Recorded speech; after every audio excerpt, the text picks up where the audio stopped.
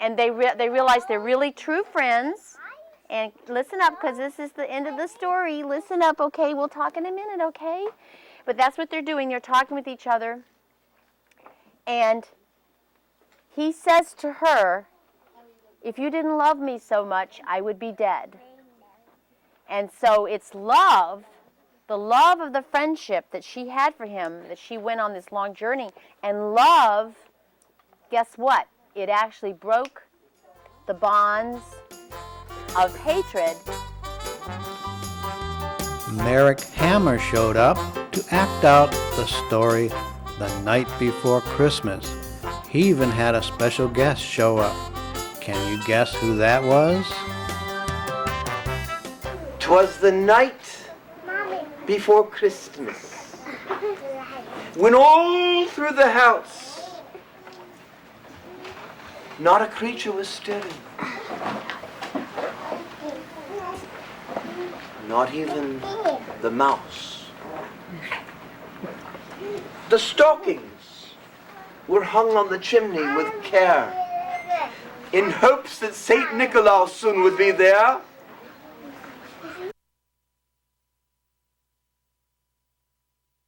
As I drew in my head and was turning around,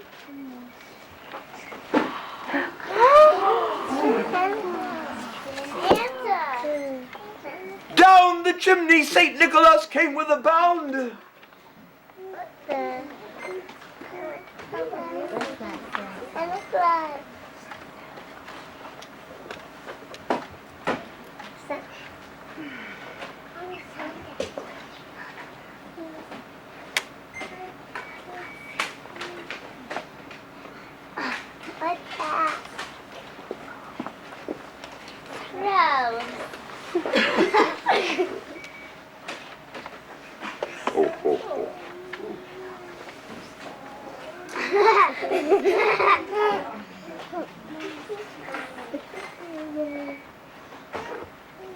He was dressed all in fur, from his head to his foot, and his clothes were all tarnished with ashes and soot. A couple of the original Tuskegee Airmen showed up at the Hawthorne Library to tell us the story of the first black aviators and how they made history.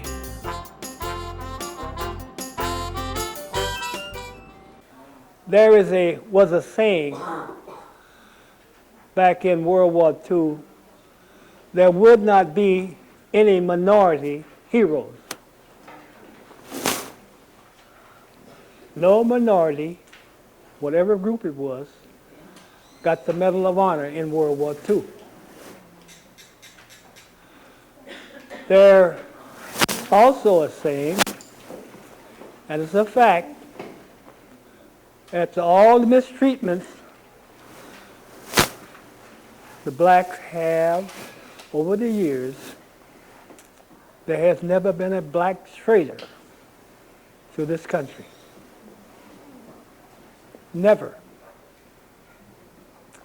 We love this country. It's my country. I won't do anything to mar my citizenship. I flew the F-4 jet. I flew the 727 jet. I flew the 747 jet. But they won't let me fly anything else. They said, Let's take a trip back, thousands and thousands of years, back to the land of the mummies, the pharaohs, and the pyramids, and learn about gods and goddesses of Egypt. People died very, very young, around 17 years old, 18 years old in those times. Like King Tut, I'm sure people have heard of King Tut. He died when he was 17, but he became king when he was around your age, 8 or 9, around that time. So he was very young, and his father, his name was Akhenaton. Akhenaton changed believing into many, many gods into just believing into one God. Now that changed everything because the ancient Egyptians always believed in many, many gods. But since Akhenaton changed it to only one God, a lot of temples and a lot of, even the pyramids, they kind of went out of business because nobody was praying at the temples anymore. So eventually they ended up killing him because they wanted to believe in their many gods, and King Tut became king. There's a temple called the Temple of Dandora. Now, on the ceiling of that temple is a woman who's holding the sky, and her name is Nut. She's goddess of the sky, and she holds the universe with her body. And you can see stars on her stomach, and she's supposed to nurture us as the world. Her and God Ra. God Ra is the sun god, but he is the one that created all of the earth in according to ancient mythology. The ancient Egyptians believed that God Ra was the one who would just think of something and it would appear. And the more he thought up, the more would come. So the world can become more beautiful. So he thought up of all these gods to take care of the different parts. He had Sobek. Sobek was the crocodile god. He had a crocodile head. He was the god of the Nile, the River Nile. The River Nile was very important to them. It gave them all the agriculture, water, and anything that they needed. The papyrus, this is what the painting is on. This grows on the delta of the River Nile. Let's travel to Asia in more recent times, where in 1947 a new country came into being. Let's have a taste of Pakistan. Assalamu alaikum. Okay, means in my language it means how are you, and it just means that how are you and may peace be upon you. Okay, everything I do, and we put camels over there because we have a lot of camels in Pakistan. If you come, you have to ride a camel all up and down. A camel, a donkey, and a horse on the road. Okay, so you have to go and see Pakistan. Now, I have to give you a little background. Today, you all are very fortunate. Today is our Independence Day. 14th of August is when we got our independence. We became a little country all by ourselves. And in 1947, so we are just 55 years old. But see, first we were with a bigger country, India. We were with India, and then we got separated, and now this is Pakistan only. And you hear us a lot in the news because we are right next to something called Afghanistan. And the people in Afghanistan, Pakistan, India, and this is China.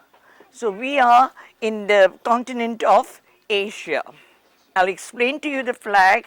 It's green and white. And what do you see on the flag? You see a moon and you see a star. And we can both do a little Indian dance for you. just a little, okay? Parhoge, likhoge, banoge, nawab, kheloge, kudoge, banoge, kharab. Okay? Isn't that nice? Now, what's your name? Chris. Okay, now I'm going to make her sit down. Now, suppose she's a bride, okay? I'm going to make her sit down, and she's supposed to be sitting down.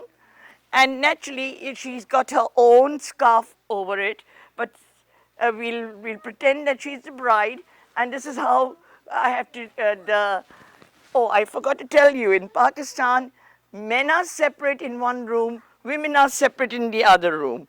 And only the end of everything, the bridegroom is allowed to come in to see the bride for the first time as a bride. So she's all covered, all her relatives are standing around her, and I'm going to ask you to just bear with me for a minute. See, she's all covered up. And then he comes here, and he puts the veil up, and he doesn't see her directly. There's a big mirror here, and he sees her face for the first time in the mirror. John Abrams is back, and he brought along some of his animal friends for animal magic.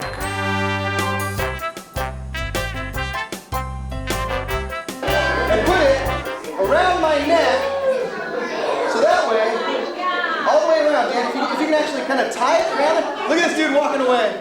It's a flying squirrel. Like Rocky the Flying Squirrel, she actually has a webbing that goes on her feet from the front foot to the back foot, and she opens it up and jumps and flies. And she has 5 little feet on each hand, and she eats just like we do. Like she'll eat a little piece of something just like that.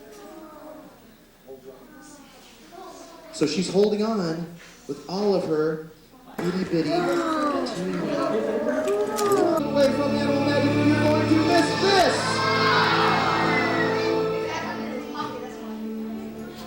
This is where the tremendous round of applause comes.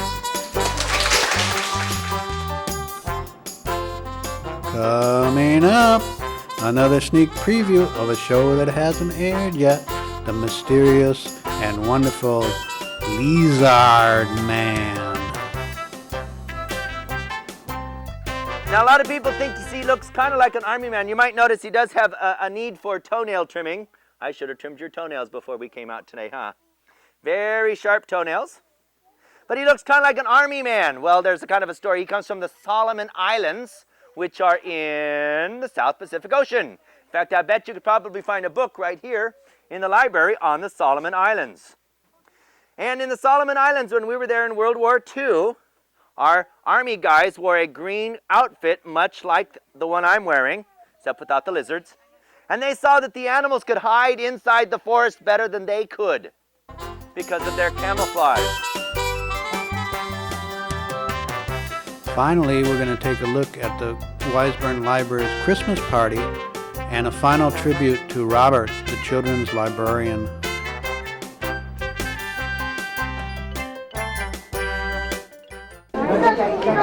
See, it's a picture of Robert, and it has words on it which say good things too. And this is going to stay on the wall in the library to remind all of us what a good storyteller Robert was, and how much he loved us, and how much we love him. Everybody has to say his name really, really loud, okay? Everybody count with me. 1, louder, 2, 3. Ho, ho, ho, ho, ho.